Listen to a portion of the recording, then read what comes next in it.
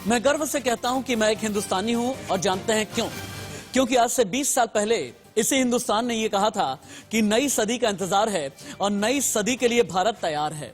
नई सदी के 2 दशक गुजर जाने के बाद आज की तारीख में भारत ये कहता है कि अब हम ऐसा प्रहार करेंगे जिसमें आत्मनिर्भर होगा भारत, शत्रु का संहार करेंगे जिसमें आत्मनिर्भर होगा भारत। हम फाइटर जेट बनाएंगे तो स्वदेशी, हम हथियार बनाएंगे तो स्वदेशी। इंडियन आर्मी, नेवी, एयरफोर्स को अगर ताकतवर बनाएंगे तो भी आत्मनिर्भर अंदाज में, और अगर उसे हम अगली सदी की तरफ या अगले दशक की तरफ लेकर के जाएंगे तो भी आत्मनिर्भर अंदाज में। क्योंकि भारत ने तैयार कर लिया है तेजस, भारत ने तैयार कर लिया है हिमतापक, भारत ने तैयार कर लिए हैं अपने पिस्टल, भारत ने तैयार कर लिए हैं अपने फाइटर जेट, भारत ने तैयार कर लिए हैं अपने हथियार। और इसीलिए हम ये कह रहे हैं अब की बार होगा तेजस प्रहार, तेजस प्रहार से होगा शत्रु संहार। नमस्ते, मैं राशिद। बड़ी खबर आज की है, 48,000 करोड़ की डील हुई है। इस डील के जरिए 83 तेजस फाइटर जेट्स डीआरडीओ के जरिए खरीदे जाएंगे। डीआरडीओ आप अच्छे से जानते हैं, डीआरडीओ का मतलब यह है कि भारत में बने हुए फाइटर जेट खरीदे जाएंगे और रक्षा मंत्रालय ने इसकी जानकारी दे दी है और केंद्र सरकार ने यह बड़ा फैसला किया है। बड़े फैसले में सिर्फ तेजस ही नहीं है, तेजस तो वैसे भी लाइट कॉम्बैट एयरक्राफ्ट है, लेकिन इसके अलावा भारत ऐसे ऐसे पिस्टल बना रहा है, ऐसे लेजर गाइडेड मिसाइल की तैनाती करने जा रहा है, ऐसे हथियार बनाने जा रहा है जिसकी वजह से चीन डरा है, पाकिस्तान मरा है। जो पाकिस्तान के जनरल बाजवा हैं वो थर थर कांप रहे हैं क्योंकि सेना को आत्मनिर्भर करने की तैयारी हो गई है। तेजस हिमपातक का कहर किस तरह से चीन पाकिस्तान पर टूटेगा, एलओसी से लेकर के एलएसी तक अगर सेना की तैयारी वो भी आत्मनिर्भर भारत वाली तैयारी है तो अगले 1 घंटे बड़ी डिबेट होगी। दुश्मन की देंगे खबर, दुश्मन की लेंगे खबर। और आपको याद होगा 3 दिन पहले ही जनरल मनोज मुकुंद नरवणे ने इसका संकेत दे दिया था। कैसे, देखिए।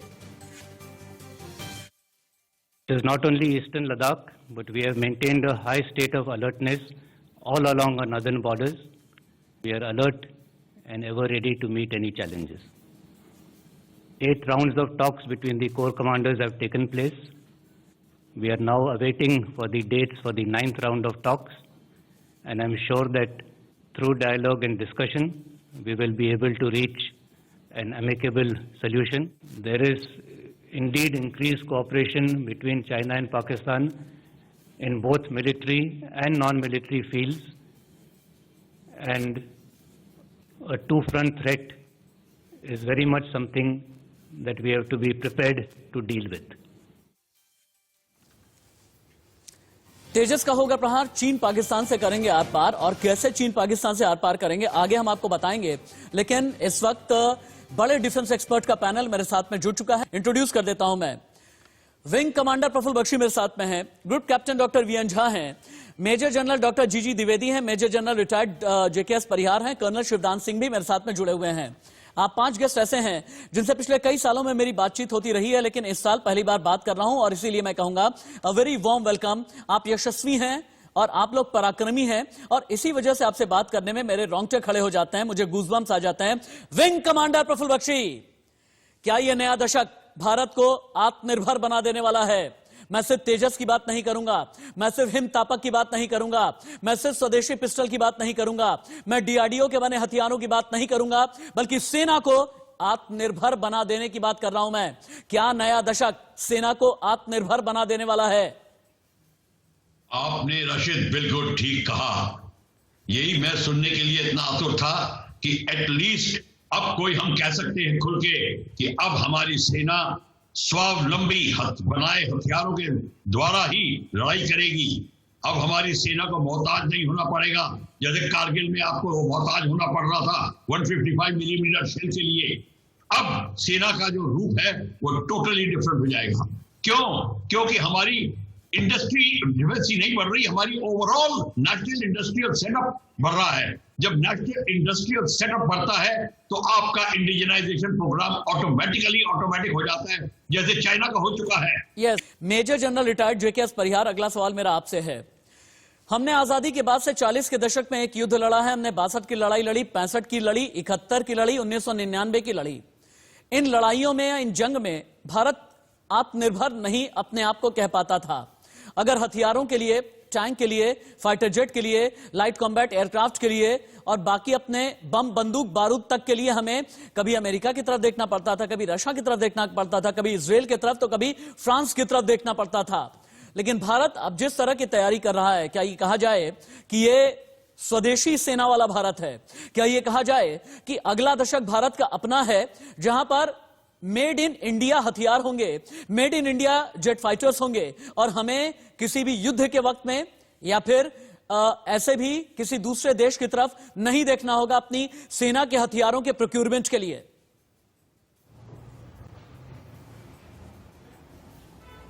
जी, आपने ठीक कहा है। और 1965 के बाद में हमारा नेट जो था वो HAL का ही था जो उसमें आया था, और 71 वार के बाद में भारत सरकार को ये अच्छी तरह से समझ में आ गया, जिस तरह से रिचर्ड निक्सन ने 7th फ्लीट लेके आए थे और रशिया और सबने दबाव डाला था, और उसी का नतीजा है कि जो तेजस की जो हमारी जो स्कीम शुरू हुई थी वो 1980 से शुरू हुई, और उसमें जैसे जैसे भारत में, जैसा विंग कमांडर बख्शी साहब ने बोला कि इंडस्ट्रियलाइजेशन बढ़ा है और सोच बदली है, ये जो मोमेंटम आया है जिसमें DRDO बहुत अच्छा काम कर रहा है, HAL कर रहे हैं, हमारी बाकी इंडस्ट्रीज जो डिफेंस से लगी हुई है जिसमें L&T है, टाटा है और भी दूसरे कई है जो मिसाइल्स भी बना रहे हैं, दूसरे सिस्टम्स बना रहे हैं, और सरकार का जो डिसीजन हो गया है कि इंडियनाइजेशन को आप टॉप मोस्ट प्रायोरिटी देंगे, तो सब तरफ से माहौल बहुत अच्छा हुआ है। और तेजस 1 जो 2022 से हमारे पास आना शुरू हो जाएगा, 2026 से हमारे पास में तेजस 2 आएगा जो राफेल का मुकाबला करेगा। इंफोग्राफिक स्टूडियो आपको लेकर के चलते हैं और आप ये समझें कि तेजस प्रहार का मतलब क्या है। पाकिस्तान से सीमा विवाद के बीच सरकार ने बहुत बड़ा फैसला कर लिया। इंडियन एयरफोर्स के लिए 83 तेजस फाइटर जेट खरीदने की मंजूरी दे दी गई है। प्रधानमंत्री की अध्यक्षता में हुई कैबिनेट कमेटी ऑन सिक्योरिटी यानी CCS की बैठक में यह फैसला किया गया। ये सभी fighter jet Hindustan aeronautics limited यानी HAL तैयार करेगा। ये डील देश के लिए गेम चेंजर साबित होगी, ऐसा कहना है रक्षा मंत्री राजनाथ सिंह का। रक्षा मंत्री ने यह भी कहा, रक्षा के क्षेत्र में मैन्युफैक्चरिंग को आत्मनिर्भर तरीके से मजबूती मिलेगी। तेजस के लिए HAL ने नासिक, बेंगलुरु में सेटअप भी तैयार कर लिया है। लेकिन क्यों ये कहा जा रहा है कि तेजस के साथ ही ये नया दशक स्वदेशी सेना का है?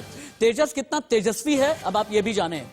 स्वदेशी LCA का मतलब यह है कि इंडियन एयरफोर्स को आत्मनिर्भर बना देना। LCA यानी लाइट कॉम्बैट एयरक्राफ्ट तेजस के MK-1A वेरिएंट की खरीद होने जा रही है। 50% की बजाय 60% स्वदेशी उपकरण का इस्तेमाल किया गया है। LCA तेजस इंडियन एयरफोर्स की रीढ़ की हड्डी बनने जा रहा है और तेजस में HAL ने स्वदेशी तकनीक का इस्तेमाल किया है, और इसीलिए हम ये कह रहे हैं कि तेजस से बहुत ज्यादा ताकत बढ़ने वाली है। इससे पहले कि अब अगला इंफोग्राफिक हमें रोकना चाहिए, क्योंकि मुझे group captain doctor VN Jha के पास में जाना बहुत जरूरी है। Group captain doctor VN Jha, मुझे तेजस के जरिए ये बताएं, कहा यह जा रहा है कि तेजस के जरिए इंडियन एयरफोर्स की ताकत भी बढ़ेगी और नेवी की भी ताकत बढ़ने जा रही है। कैसे, मुझे ये समझाएं, और साथ ही मुझे ये बताएं, भारत के लिए वो स्थिति कब आ जाएगी जब राफेल के लिए मुझे फ्रांस की तरफ नहीं देखना पड़ेगा, जब सुखोई 30 MKI के लिए मुझे रशिया की तरफ नहीं देखना पड़ेगा, या बाकी किसी फाइटर जेट्स के लिए किसी दूसरे देश की तरफ मुझे निहारना नहीं होगा, और मुझे अपना तेजस मिलेगा, मुझे अपना लाइट कॉम्बैट एयरक्राफ्ट मिलेगा, मुझे अपने फाइटर जेट्स मिलेंगे जो बिल्कुल ठीक इसी ताकत के होंगे जो ताकत राफेल रखता है, जो ताकत सुखोई 30 MKI की है, जो ताकत चेंगडू सीरीज जो चीन वाला है उसकी है। बहुत सही सवाल पूछा है आपने राशिद जी, और आपने बिल्कुल ठीक आदमी से पूछा है, क्योंकि मैं तेजस में लाइफ सपोर्ट टेक्नोलॉजी का चीफ कोऑर्डिनेटर रहा हूँ उसके डेवलपमेंट में, तो मुझे इसका पूरा ज्ञान है कि तेजस में क्या क्या हुआ था, क्या नहीं हुआ था। हम सबों की मानसिकता इतनी कम हो गई थी 2013 में, जब यूपीए गवर्नमेंट के थ्रू हमें बताया गया था कि नहीं, तेजस एयरक्राफ्ट वो एक्सेप्टेबल नहीं है, तो हमारी सारी जो मोरल थी बिल्कुल डाउन हो गई थी। और मैं बहुत धन्यवाद करता हूँ मोदी गवर्नमेंट को, जिन्होंने बाद में एक कमेटी बिठाई और फिर उन्होंने कहा कि देखो उसमें क्या कमी है जिसके चलते कि एयरफोर्स एक्सेप्ट नहीं कर पा रहा है। और फिर जब कमेटी बैठी तो एयरफोर्स ने फिर देखा कि हाँ, इसे एक्सेप्ट किया जा सकता है। इसमें छोटे छोटे कुछ ऐसे अपग्रेड थे जिसको कि HAL में ADA ने इसको फ्रुक्टिफाई किया, लगाया इसको, और फिर ये एयरक्राफ्ट फोर्थ जनरेशन एयरक्राफ्ट से आगे निकल गई। मैं बताता हूं आपको कि इस एयरक्राफ्ट में वो सारी चीजें अवेलेबल हैं जो कि एक एडवांस फोर्थ जनरेशन एयरक्राफ्ट में है, और इसमें एवियोनिक्स वो लगी हुई है जो कि फिफ्थ जनरेशन एयरक्राफ्ट में होती है। इंडियन एयरफोर्स की अभी की ताकत क्या है, इंडियन एयरफोर्स की जरूरत क्या है, स्क्वाड्रन किसे कहते हैं, स्क्वाड्रन के एडिशन का मतलब क्या होता है। बहुत बार आप लोग सुनते होंगे ना कि स्क्वाड्रन में इतने जेट फाइटर आ गए, स्क्वाड्रन में इतने लाइट कॉम्बैट एयरक्राफ्ट आ गए। स्क्वाड्रन वगैरह का मतलब क्या होता है, अब आप ये समझिएगा। इंडियन एयरफोर्स की जरूरत क्या है, सबसे पहले आप ये जानें। अभी इंडियन एयरफोर्स की जरूरत है कम से कम 42 स्क्वाड्रन की जो जेट फाइटर्स होते हैं, लेकिन है कितने? अभी फिलहाल के लिए भारत के पास में 30 स्क्वाड्रन। एक स्क्वाड्रन में अब आप ये पूछेंगे कि कितने फाइटर जेट होते हैं, तकरीबन एक स्क्वाड्रन में 18 फाइटर जेट होते हैं। और तेजस से जो ताकत बढ़ने वाली है, 3 से 4 स्क्वाड्रन की ताकत बढ़ जाएगी। यानी अभी इंडियन एयरफोर्स के पास में है 30 स्क्वाड्रन, तेजस के जरिए 3 से 4 स्क्वाड्रन बढ़ जाएगी, 42 स्क्वाड्रन की जरूरत है। एक स्क्वाड्रन में होते हैं 18 जेट फाइटर्स।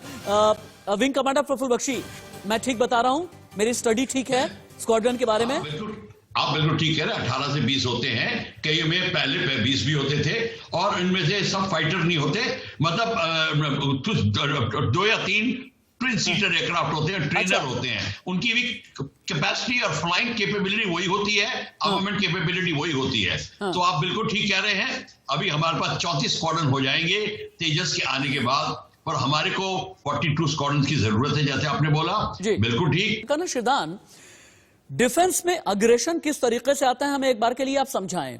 मैं अग्रेशन की बात इसलिए कर रहा हूं, पिछले दशक में हमने देखा कि भारत जल थल नभ में बहुत ज्यादा अग्रेसिव हो गया।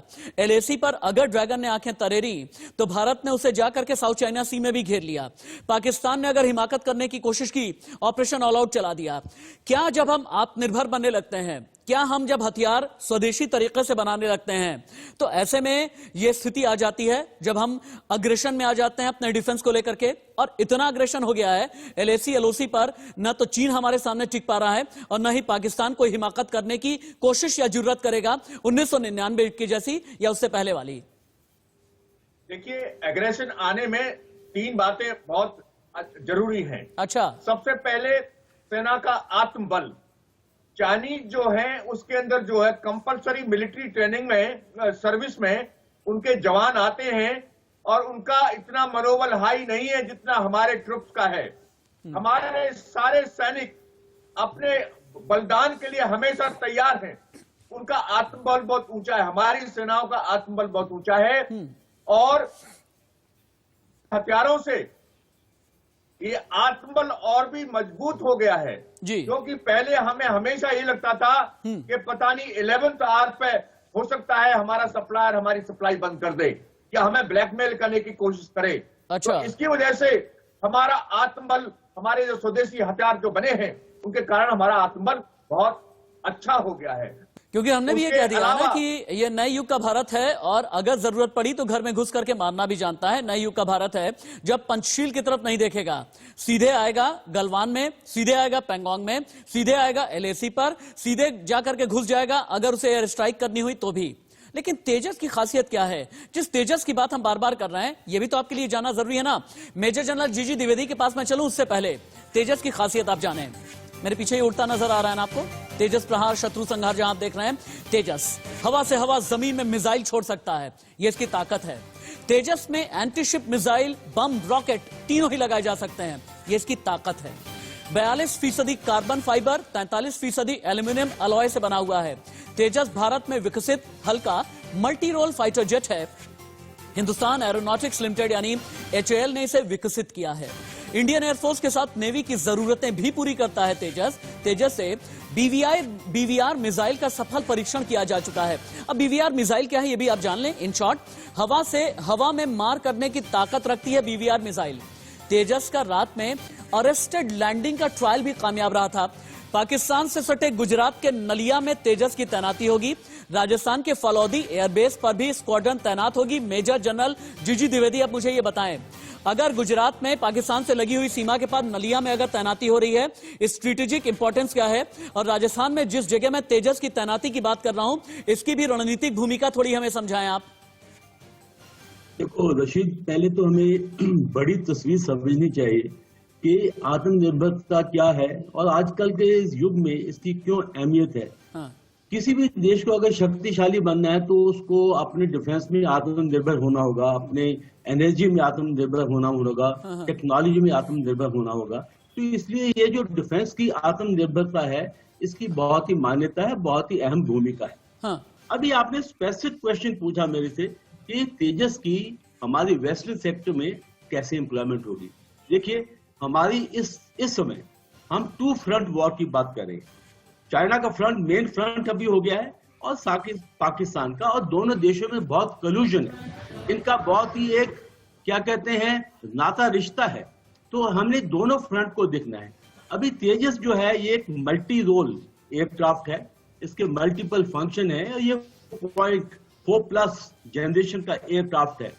तो क्या है कि हमें अपनी भी बैलेंसिंग करनी है कि ईस्टर्न फ्रंट और वेस्टर्न फ्रंट, और जो भी कारगर हथियार इस फ्रंट के लिए हमें चाहिए वो हम लगाएंगे। आर्मी और डीआरडीओ ने पहली स्वदेशी मशीन पिस्टल तैयार की है। सेना ने इनोवेशन इवेंट में मशीन पिस्टल को सामने भी रखा।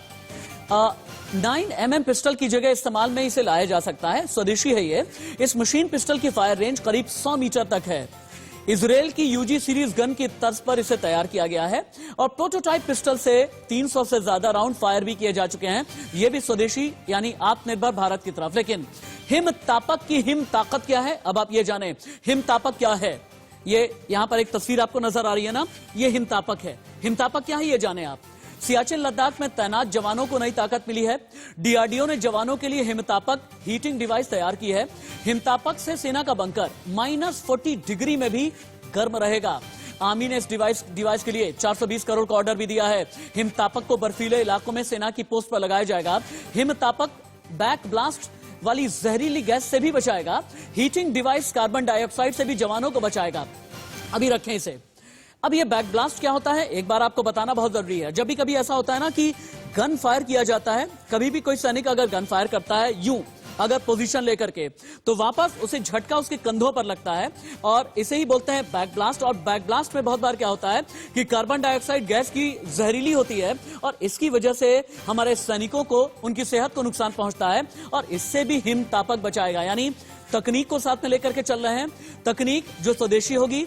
आत्मनिर्भर बजट बनाया गया है। बजट को लगातार बढ़ाया जा रहा है। इतना बढ़ाया जा रहा है, Indian army, Indian navy, Indian air force, इन सभी को इतना ताकतवर बनाया जा रहा है कि कह दिया जाए कि ये नए दशक का भारत है। ये नए दशक का वो भारत है जो शत्रु की आंखों में आंखें डाल करके बात भी करना जानता है, और बात करने के साथ साथ उसे जवाब भी देना चाहता है। जवाब जमीन पर हो, जवाब जबान से हो, जवाब युद्ध क्षेत्र में हो। लेकिन major general doctor GG Dwivedi, आपसे अगला मेरा सवाल है, अब ठंड आ जाने के बाद गलवान से लेकर के पेंगोंग तक और एलएसी पर मैं वेस्टर्न सेक्टर से लेकर के ईस्टर्न सेक्टर तक अगर आकर के देखता हूं, यानी अगर पूर्वी लद्दाख से होते हुए इधर सिक्किम तक मैं आकर के अगर देखता हूं, तो वहां पर भारत अभी कितना मजबूत है।